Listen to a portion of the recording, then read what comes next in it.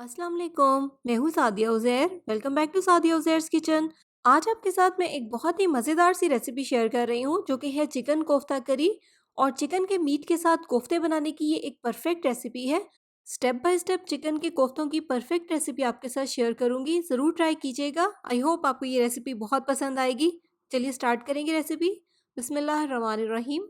तो चिकन के कोफ्ते बनाने के लिए यहाँ पर मैंने 500 ग्राम बोनलेस चिकन लिया है जो कि चिकन ब्रेस्ट है। आप बोनलेस चिकन थाई का इस्तेमाल भी कर सकते हैं। तो अब सबसे पहले हम इस चिकन को डालेंगे एक चॉपर में। अगर आपके पास इलेक्ट्रिक चॉपर ना हो तो फिर आप बाजार से ही चिकन का बारीक कीमा बनवा लें और बाकी चीज़ें इसमें बाद में ऐड करके मिक्स कर लें। अब इसमें शामिल करेंगे 3-4 टीस्पून लाल मिर्च का पाउडर, एक चाय के चम्मच से थोड़ा सा कम है।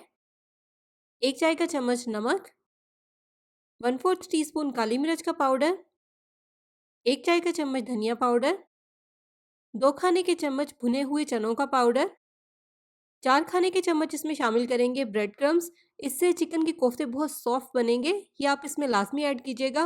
ब्रेड क्रम्स ना हो तो फिर आप इसमें 2 ब्रेड स्लाइसेस ऐड कर दें। 1.5 खाने का चम्मच इसमें शामिल करेंगे घी या मक्खन, जो भी हो आप ऐड कर दें। यहाँ पर मैं खालिस घी ऐड कर रही हूँ। 1/3 कप फ्राई की हुई प्याज या एक मीडियम साइज की प्याज को फ्राई करके ऐड कर दें और थोड़ा सा फ्रेश धनिया इसमें शामिल करेंगे। अब इन तमाम चीज़ों को चिकन के साथ बहुत ही बारीक पीस लेंगे। तो चिकन को पीसने के बाद यहाँ पर मैंने इसको एक बर्तन में निकाल लिया है। आप देखें चिकन कितना बारीक पिसा है, बिल्कुल पेस्ट की तरह का। अब इसे हम कोफ्ते तैयार करेंगे। तो इस तरह से थोड़ा सा चिकन का मिक्सचर लेंगे। पहले इस तरह से हाथ से प्रेस करके इसको इकट्ठा कर लेंगे। इस तरह से इसकी बहुत अच्छे से बाइंडिंग भी हो जाएगी और फिर इस तरह से इसकी राउंड बॉल बना लेंगे। तो ये देखें कोफ्ता यहाँ पर तैयार है। कोफ्तों का साइज़ छोटा या बड़ा आप अपनी मर्ज़ी के मुताबिक रख सकते हैं। तो अब सेम इसी तरह से चिकन के सारे मिक्सचर से हम कोफ्ते तैयार कर लेंगे। तो चिकन के सारे मिक्सचर से यहाँ पर मैंने तकरीबन 22 कोफ्ते तैयार कर लिए हैं। अब हम इसके अगले स्टेप की तरफ चलेंगे और स्टार्ट करेंगे कुकिंग। यहाँ पर मैंने एक कुकिंग पैन को या कढ़ाई को चूल्हे पर रख दिया है। फ्लेम ऑन करेंगे और इसमें शामिल करेंगे आधा कप ऑयल या घी, जो भी आप इस्तेमाल करते हैं वो ले सकते हैं।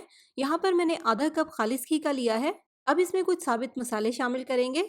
एक चाय का चम्मच साबित ज़ीरा, आधा चाय का चम्मच साबित काली मिर्च और 5 से 6 लौंग शामिल करेंगे। ऑयल गर्म होने के बाद इनको हल्का सा ऑयल में फ्राई करेंगे ताकि स्पाइसेस अच्छे से अपने फ्लेवर को ऑयल में रिलीज कर दें। और जैसे ही जीरे के ऊपर हल्का सा गुलाबी कलर आ जाएगा तो फिर इसमें 2 मीडियम साइज के प्याज इस तरह से बारीक पीस कर शामिल कर देंगे। प्याज को पीस कर ऐड करने से ग्रेवी बहुत ही स्मूथ बनती है। इसी के साथ इसमें शामिल करेंगे 2 खाने के चम्मच अदरक लहसुन का पेस्ट। अब इसी तरह से लगातार चम्मच चलाते हुए मीडियम लो फ्लेम पर हम इसको पकाएंगे ताकि प्याज और अदरक लहसुन का जो पेस्ट हमने इसमें ऐड किया है उसका कच्चापन भी खत्म हो जाए और हल्का सा गोल्डन ब्राउन कलर भी आ जाए। तो ये देखिए कितना अच्छा सा कलर इसके ऊपर आ गया है और ये बहुत अच्छे से पक भी गए हैं। अब इसमें एक बड़े साइज का टमाटर इस तरह से पीस कर शामिल करेंगे और साथ ही इसमें शामिल करेंगे 1 कप दही। दही को भी मैंने बहुत अच्छे से फेंट लिया है। अब एक बार इन तमाम चीज़ों को अच्छे से मिक्स कर लेंगे। इसी के साथ ही हमें इसमें कुछ स्पाइसेस भी ऐड करने हैं। तो मिक्स करने के बाद इसमें शामिल करेंगे 1 चाय का चम्मच या हस्ब ज़ायक़ा लाल मिर्च का पाउडर, 1 चाय का चम्मच ज़ीरा पाउडर, 1 चाय का चम्मच हल्दी powder, 1 chicken stock cube add करेंगे जो कि ऑप्शनल है। अगर आप नहीं ऐड करना चाहते तो आप स्किप भी कर सकते हैं। 1 चाय का चम्मच कश्मीरी मिर्च का पाउडर, ये भी ऑप्शनल है, कलर के लिए ऐड करेंगे। अगर आप ना ऐड करना चाहें तो आप इसे भी स्किप कर दें।